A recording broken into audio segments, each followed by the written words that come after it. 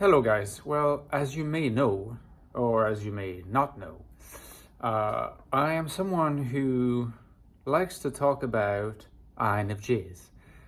Maybe we could broaden this, as illustrated especially by my more recent work, as someone who likes to talk about NI.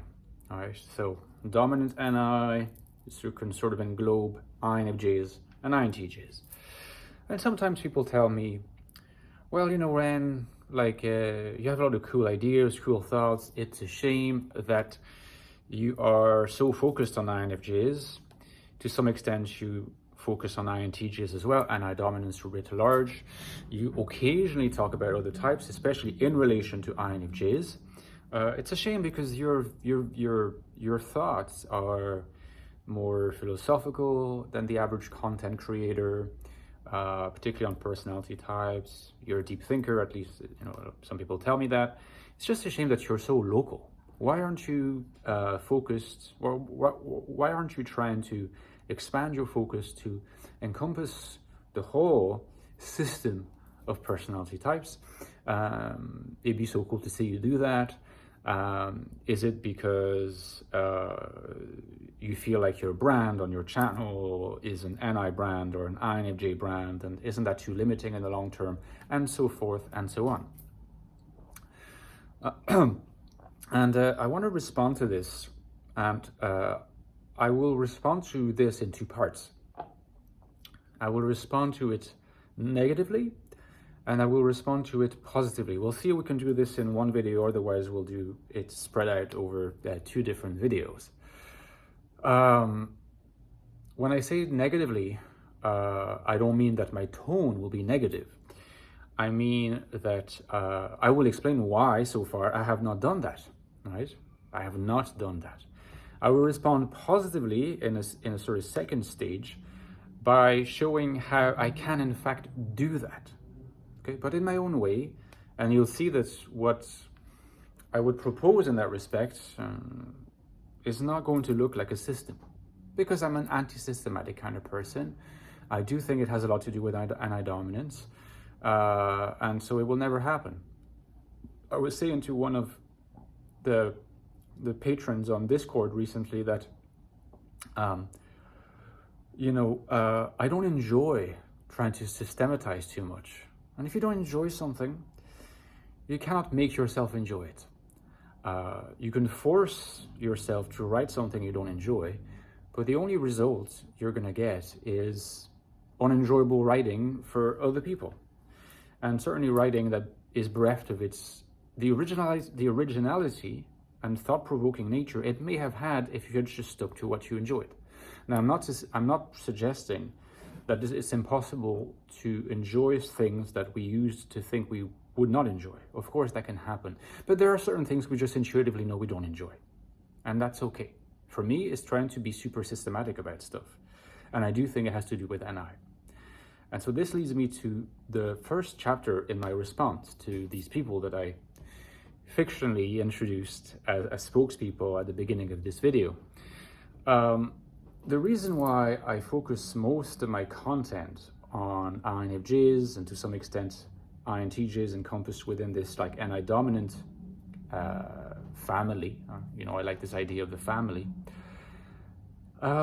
is that my own reasoning, again, I don't want to call it a theory because theory sounds like system, and that's something that I don't embrace anymore. I flirted with it, of course, when I was in my mid-20s to late 20s. I say of course because I tend to see it as the expression of a more immature mind in my case.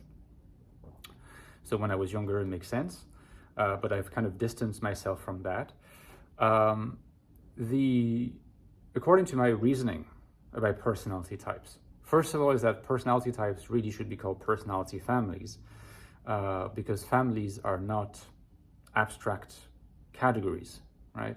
They are organic, they mix together, they have resembling traits in common, and so forth. So they're much more sort of viable notions in an anti-system than in a system where you think of type and you kind of smell blood and you're like, oh, that's great, yeah, let's talk about types and system and the truth and this is the criterion for you to be this type or that type. And I don't really embrace that. So I'm a bit uncomfortable with type, but this is the words that is common currency. It would be silly to avoid using it on purpose, but I like to use family as an alternative from time to time. Now, in my reasoning, subjectivity is such a core aspect of your type.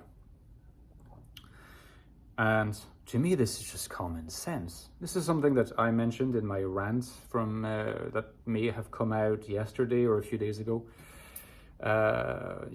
about objective systems of type, of personality, and people who like mindlessly subscribe to them and let go of their individuality and of their subjectivity. They want to kill their subjectivity. And I'm not going to return to ranting. For me, it's like the opposite, right? The subjectivity, it's obvious that it's like the most interesting thing about personality is subjectivity.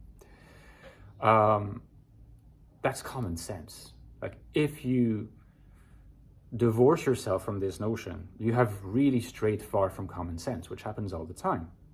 If you're fascinated by a guru, if you are manipulated by some charismatic content creator, if you are, if you have issues of your own that are too numerous to mention, there's lots of reasons in which one can be led astray in that way. But the basic common sense view is that, of course, subjectivity is the most interesting aspect in typology. Doesn't mean there's only subjectivity, because there's also objectivity in the objective fact there are subjectivities that tend to agree with each other, that there are types. So there's a way of bringing in the objective here, but you can't erase subjectivity.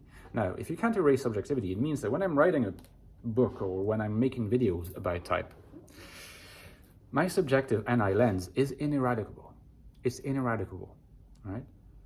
So everything that I'm going to say about non-NI types, NI dominant types, is going to be ultimately the expression of an NI dominant type, myself, right? This is an insight that you can find in Jung in bits and pieces.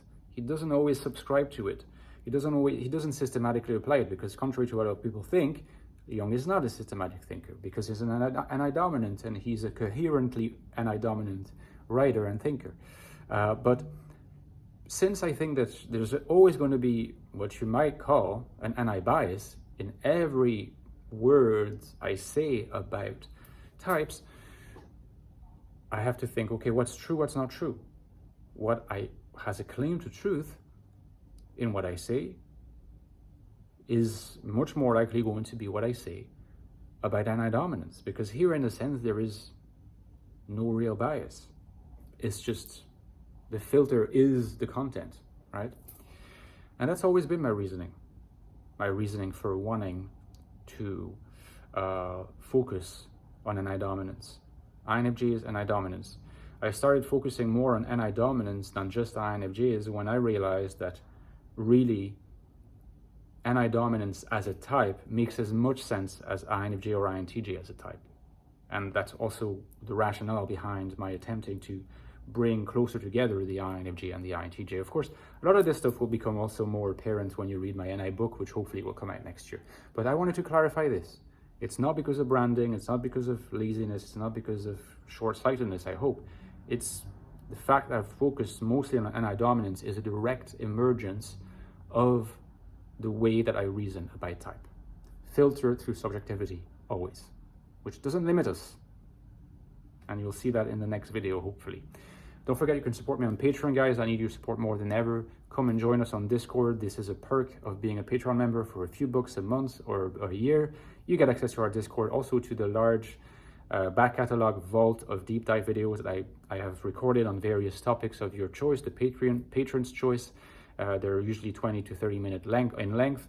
I did one on NI, magic, and mysticism. That's the latest one. So if that sounds interesting to you, that's another perk of being a member. Mostly, you help keep this channel going. So I would be very grateful if you did support me on Patreon. The link is below. And don't forget my 2 books about the INFJ, guys.